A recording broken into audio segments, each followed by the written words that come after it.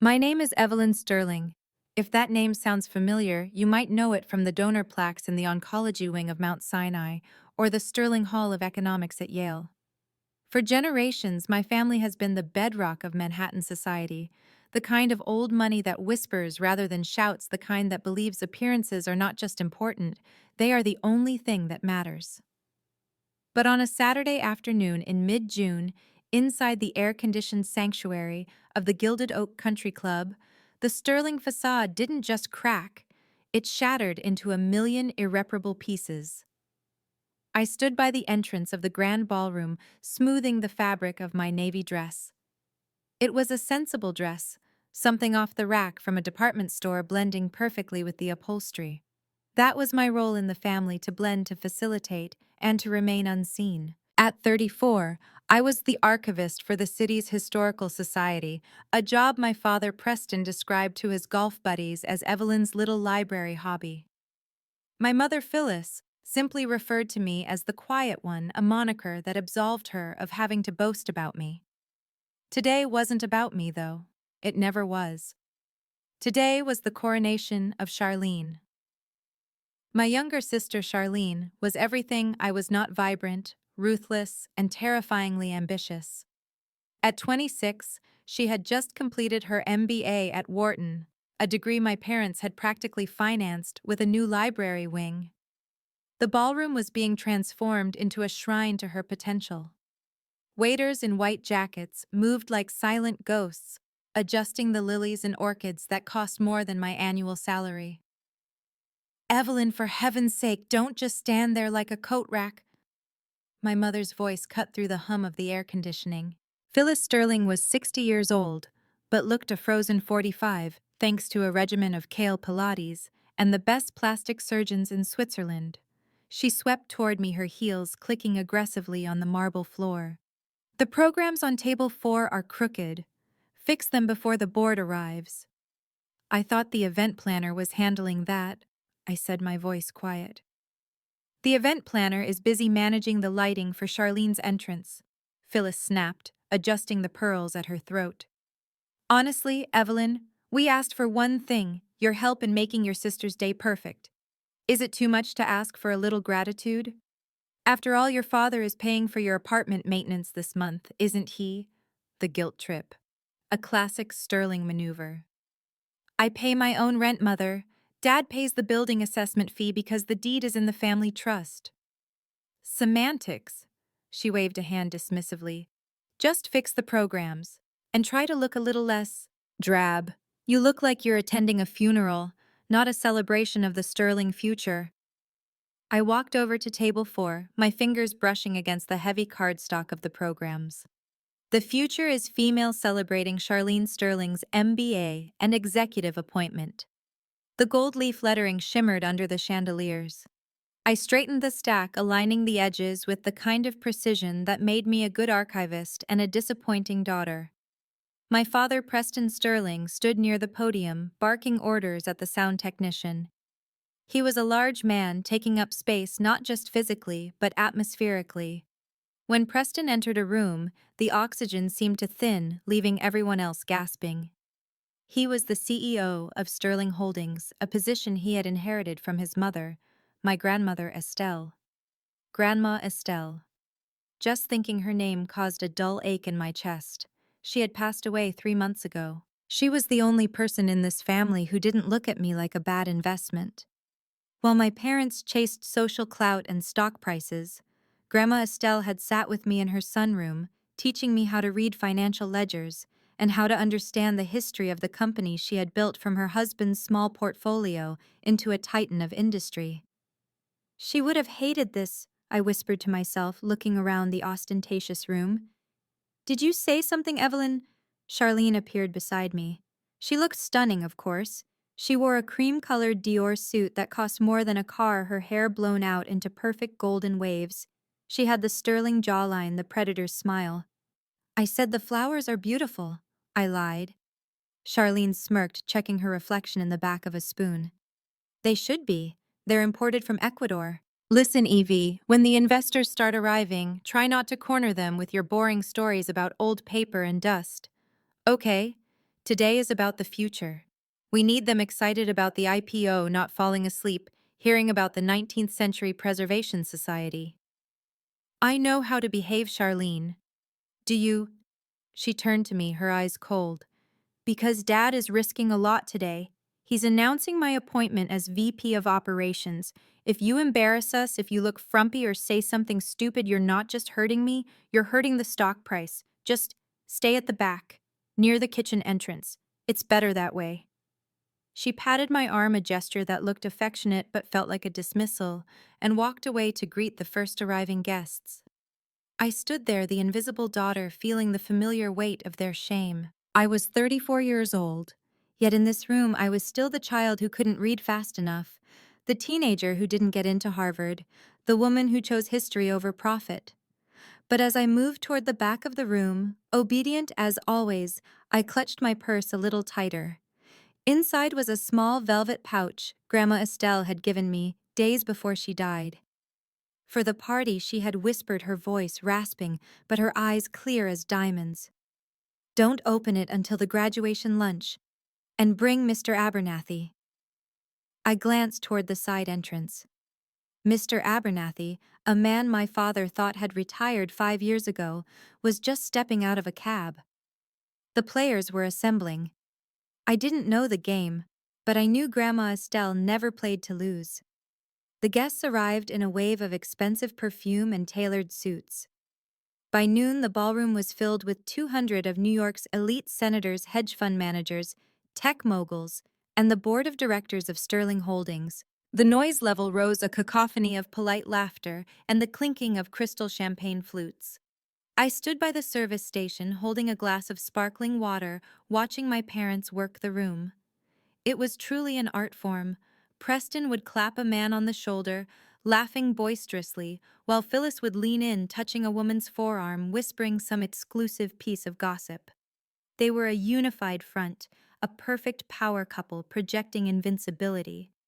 Evelyn, there you are. I stiffened.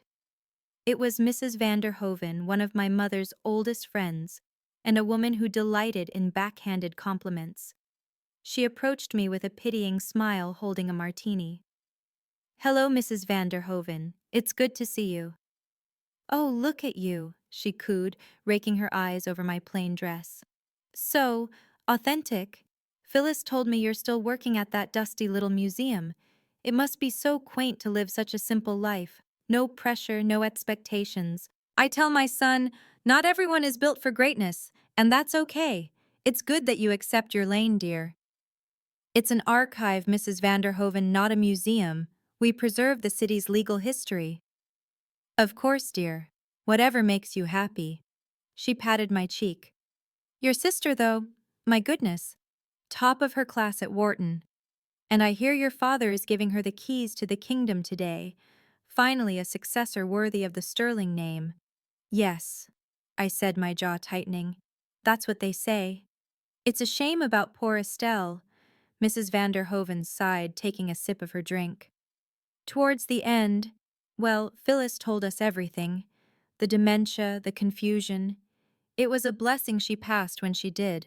Imagine if she had tried to meddle in the business in that state. My blood ran cold. Dementia.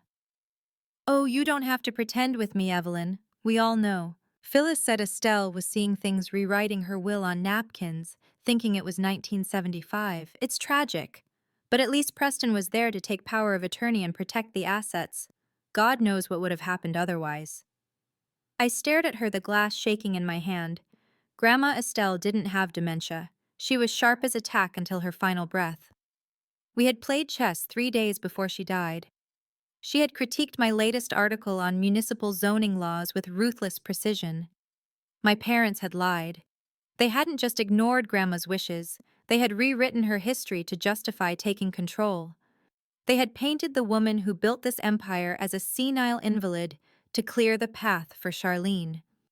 Excuse me, I mumbled, stepping away before I threw my water in Mrs. van der Hoven's face. I found a quiet corner near the AV booth. My heart was pounding against my ribs. I looked across the room at my father. He was laughing with the chairman of the board, a man named Arthur Higgins. Preston looked so confident, so assured of his narrative. He had successfully convinced the world that his mother was crazy and his eldest daughter was useless. "Rough crowd," a deep voice asked. I turned to see Mr. Abernathy standing beside me. He was in his 70s, wearing a gray suit that was out of fashion but impeccably tailored.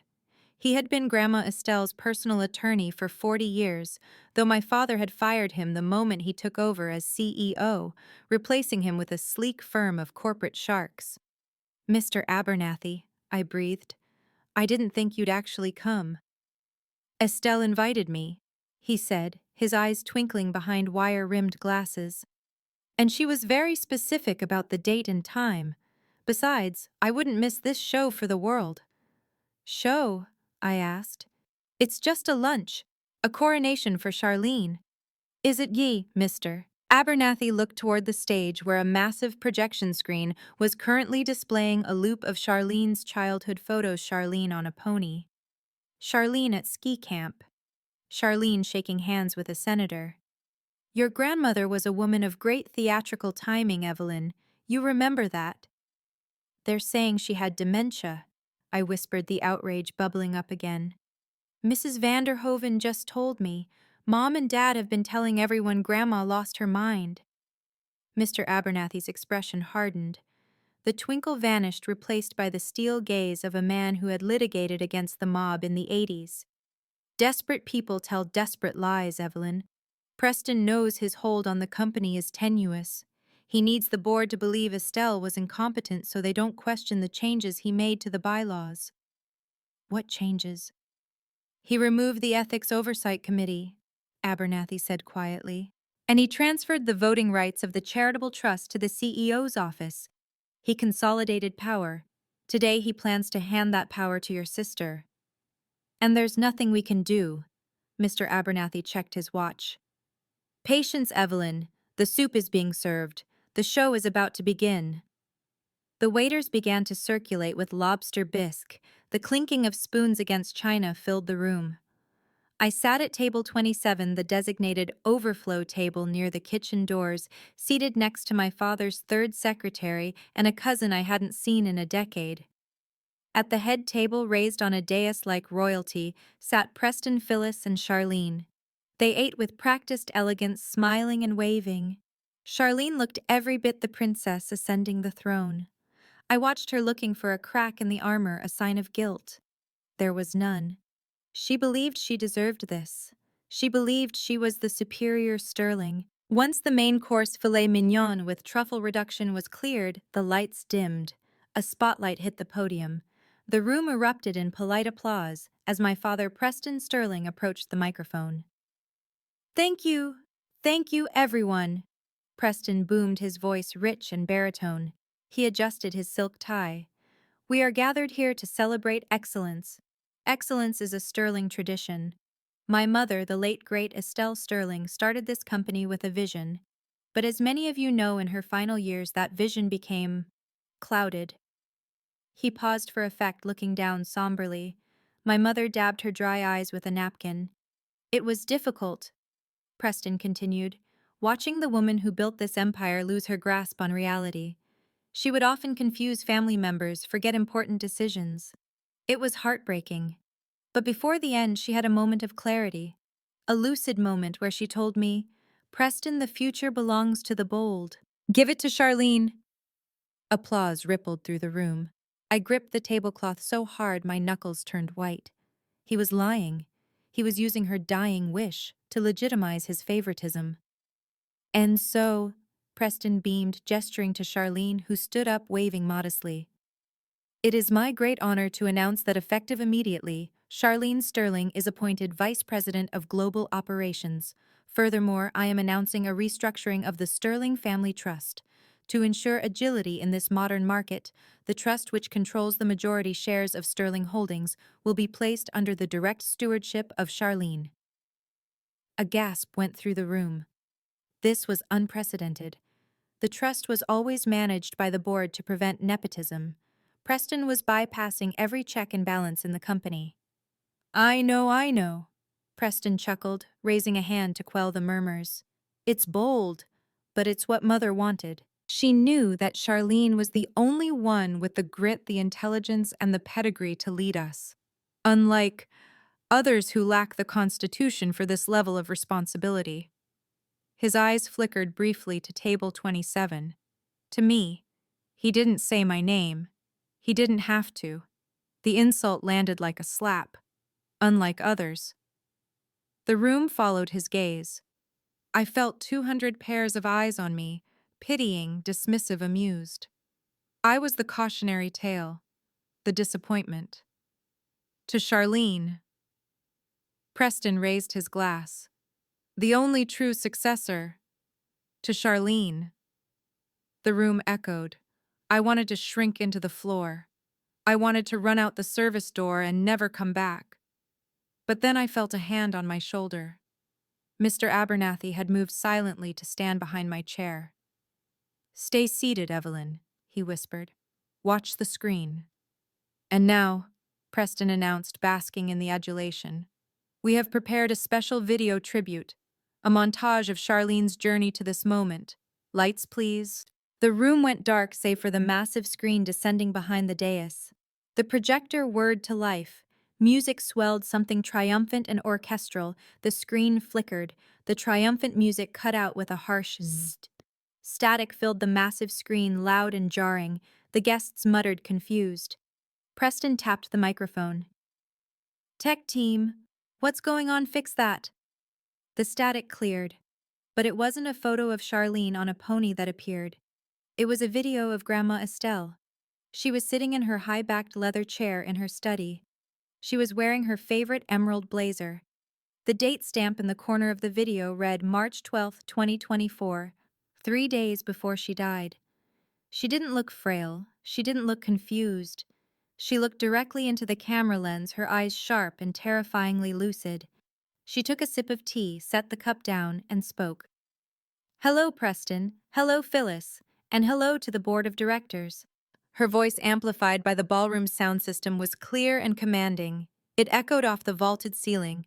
Preston dropped his champagne glass. It shattered the sound, sharp like a gunshot, but no one looked at him. Everyone was staring at the screen. "Turn it off," Preston screamed at the tech booth. "Cut the power. She's having an episode." "If you are watching this," the video Estelle continued, ignoring her son's panic in the present, "it means my son has just attempted to hand my company to my granddaughter Charlene. It likely means he has told you I was senile, that I was confused, that I lost my grasp on reality." On the screen, Estelle leaned forward, a predator closing in. "I am of sound mind and body," she declared. "I just finished the Sunday crossword in ink in under 12 minutes, and I am recording this because I know exactly who my son is: a liar, a thief, and a bully." "Cut the cord." Preston was scrambling up the stairs to the stage, now his face purple. "Don't listen to this. It's a deep fake. It's But the screen didn't go dark. The image of Estelle shifted. She held up a document. "Let's talk about success," Estelle said, her voice dripping with disdain. "Preston, you claim Charlene is the only success in the family. Shall we review the receipts?" The video cut away from Estelle's face to a screen share recording.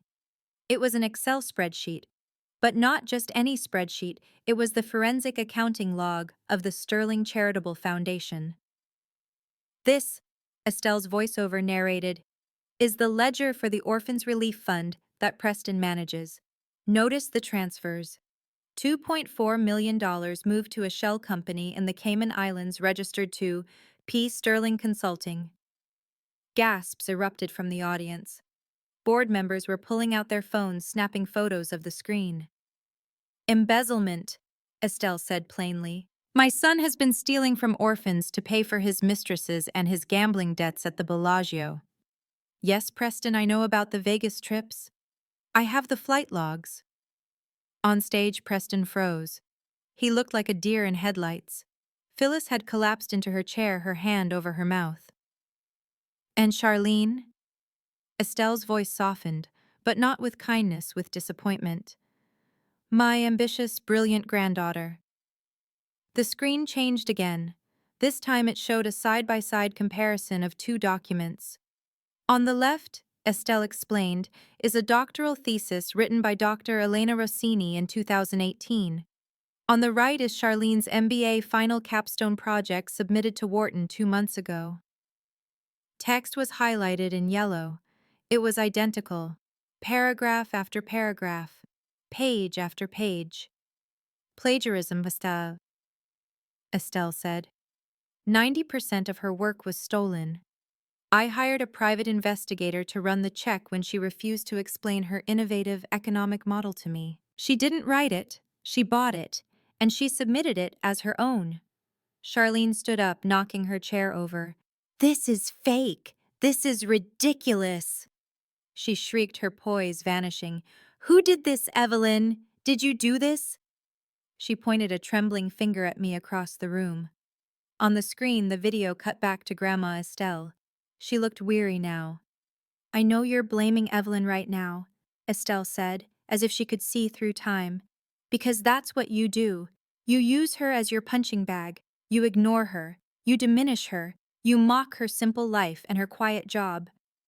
Estelle paused, her eyes filling with tears. "But Evelyn was the only one who visited me without asking for money. Evelyn was the only one who read to me when my eyes got tired.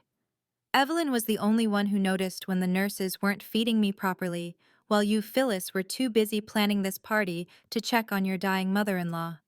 The room was so silent you could hear the hum of the projector fan.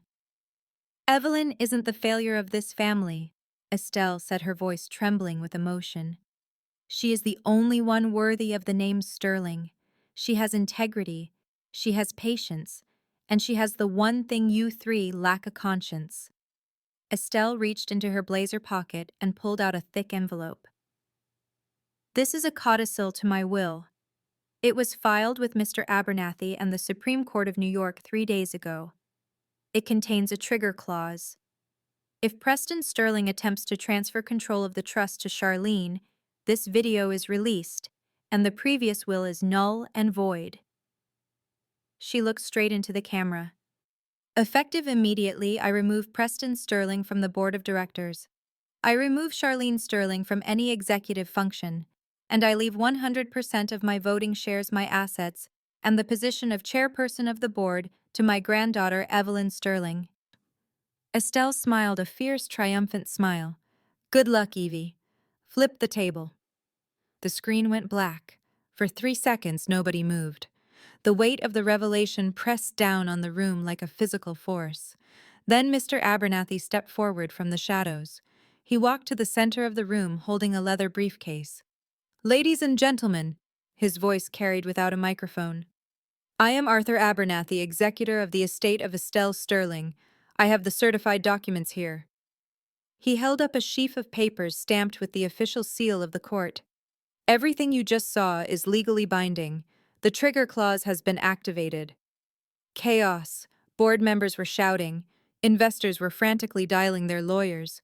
Preston stood on the stage, his face a mask of red fury. "Security code!" Preston bellowed, pointing at Abernathy. "Throw this man out. This is a hijack. My mother was insane. I have doctors who will testify." "Sit down, Preston," Mr. Abernathy said calmly. "You no longer have the authority to call security. In fact, technically, you are trespassing." "You senile old bat." Preston lunged off the stage, storming toward Abernathy. He looked ready to strike him. "Father." The word ripped out of my throat. I stood up. My chair scraped loudly against the floor. I hadn't planned to speak. I had planned to hide. But seeing my father, a man who had bullied me my entire life, threaten the only person who had helped Grandma, something snapped. Or perhaps something finally clicked into place. I walked toward the center of the room. My legs felt like lead, but I kept moving. The crowd parted for me. I was no longer the invisible daughter. I was the woman Grandma Estelle had bet the empire on. Preston stopped. He turned to me, his eyes bulging. "Evelyn, tell them. Tell them your grandmother was crazy. Tell them this is a mistake." I looked at him. Really looked at him. I saw the sweat on his upper lip. I saw the fear behind the bluster. He wasn't a titan. He was just a small, greedy man who had spent my inheritance on gambling and ego. She wasn't crazy, Dad, I said, my voice steady. She was the smartest person in this room. You ungrateful little... Phyllis marched up to me, her hand raised to slap me. After everything we've done for you. I caught her wrist in midair. The shock on her face was worth $1 million. I had never defied her, not once in 34 years. You haven't done anything for me, Mother, I said, lowering her hand firmly but gently. You tolerated me. There is a difference. I turned to the room. I saw the chairman of the board, Arthur Higgins, watching me intently. Mr. Higgins, I said, I believe we have a quorum present. I am calling an emergency board meeting, immediately. Charlene ran up, tears streaming down her face, ruining her makeup. You can't do this, Evie. I have a degree. I have a plan. You're a librarian. You don't know anything about business. I'm an archivist, Charlene, I corrected her. And do you know what archivists do? We keep the receipts. I pointed to the blank screen where her plagiarized thesis had been displayed. It seems you forgot to check yours. I hate you, she screamed, stomping her foot like a child. I hate you. I know, I said softly. But that doesn't matter anymore. I looked at Mr. Abernathy. Shall we proceed to the conference room? After you, Miss Sterling, he said, bowing his head slightly. The following Monday, the boardroom of Sterling Holdings was quieter than a tomb. The air conditioning hummed.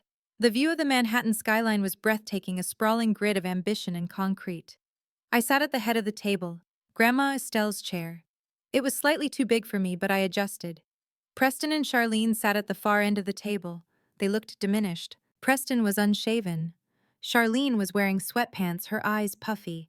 They had spent the last 48 hours trying to spin the story in the press, but the digital evidence Estelle had released was irrefutable. The embezzlement was already being investigated by the DA. Wharton had rescinded Charlene's degree pending an inquiry. Evelyn, Preston started, his voice wheedling. Let's be reasonable. We are family. You can't just fire us. The optics would be terrible. The stock dropped 15% this morning. The stock dropped because the market hates uncertainty, I said, looking at the tablet in front of me. And because they found out the CEO was stealing from orphans. It will recover once we show we've excised the rot. Rot? Phyllis gasped from the couch in the corner. We are your parents. And you are liabilities, I said. The words tasted cold, but clean. Mr. Abernathy has drawn up the separation agreements. I slid 2 folders down the mahogany table. Preston, I said, using his first name for the first time, you will resign immediately for health reasons. You will repay the $2.4 million to the foundation from your personal assets. If you do this, we will not press charges for the embezzlement. If you fight me, I will hand every email I have to the district attorney. He stared at the folder, his hands shaking. I built this company's reputation. You spent its reputation, I countered. Sign it. And me? Charlene asked, her voice small. Evie, please. I can't lose this job. I have nothing else. My friends, they're all laughing at me. You have a trust fund, Charlene. You won't starve, I said. But you will not work at Sterling Holdings, not until you go back to school and actually earn a degree, on your own, without Dad's money. That's impossible, she cried. I can't start over. That is the only way you'll ever respect yourself, I said. You've been given everything your whole life, and look what it made you. A fraud. I'm doing this for you, Charlene. Learn to be someone without the name tag. I looked at the board members lining the table. They were watching me, gauging me. They saw a woman in a department store suit, yes, but they also saw the granddaughter of Estelle Sterling. All those in favor of the motion to remove Preston and Charlene Sterling from all executive roles, I asked. Every hand went up. Preston stood up, his face gray. He didn't scream, he didn't fight. He just looked at me with a strange expression. Was it fear? Or was it the realization that he had underestimated the wrong daughter? He signed the paper. He threw his pen on the table and walked out. Phyllis followed him, casting one last hateful glare in my direction. Charlene sobbed into her hands before grabbing the pen signing and running after them. The door clicked shut. Silence returned to the room, but this time it wasn't the silence of being ignored. It was the silence of authority. "Mr. Higgins," I said, turning to the chairman, "we have a lot of work to do. I want a full audit of the charitable arm by Friday. And let's get those flowers from the luncheon sent to the children's hospital. No sense letting them go to waste." Mr. Higgins smiled. "Yes, Ms. Sterling. Right away." 6 months later, the autumn wind whipped through the trees at Greenwood Cemetery, carrying the scent of dried leaves and rain. I pulled my coat tighter around myself. It was a cashmere coat, my one indulgence since taking over the company. I stood before the granite headstone. Estelle Sterling, 1940 to 2024. She built mountains. "You were right," I said to the stone. "It was hard. The press was brutal. Mom and Dad are living in Connecticut now. We don't talk. Charlene is trying. She enrolled in a community college upstate, art history. I think she actually likes it." I knelt down and placed a white orchid on the grave. "The company is safe, Grandma. We launched the green energy initiative you always wanted. The stock is up. And I fired Mrs. Vander Hoven's son from the marketing department. You were right. He was incompetent." I laughed softly, the sound carrying in the crisp air. For 34 years, I had believed that success meant being the loudest person in the room. I thought power was about domination, about making others feel small so you could feel big. My parents had taught me that I was worthless because I wasn't flashy, because I didn't demand attention. But standing there with the wind in my face and the weight of $1 billion legacy on my shoulders, I realized the truth. Success isn't about the applause. It's not about the graduation dinners or the grand toasts. Success is knowing who you are when the screen lights up and the truth comes out. It's about having a spine made of steel even when you're wrapped in silence. I stood up, brushing the dirt from my knees. I had a board meeting at 2, and then a date with a very nice architect who didn't care about my last name. I touched the cold stone one last time. "Thank you," I whispered, "for seeing me." I turned and walked back toward the car. I didn't look back. I didn't need to. The past was behind me, archived and filed away. The future was unwritten, and for the first time in my life, I was holding the pen. And that is the story of how I stopped being the invisible daughter and became the woman who fired her own father. If you've ever felt overlooked or underestimated, or if you've ever had family who made you feel small so they could feel tall, I want you to comment the word "enough" down below. Let me know I'm not alone. My name is Evelyn Sterling. Thank you for listening.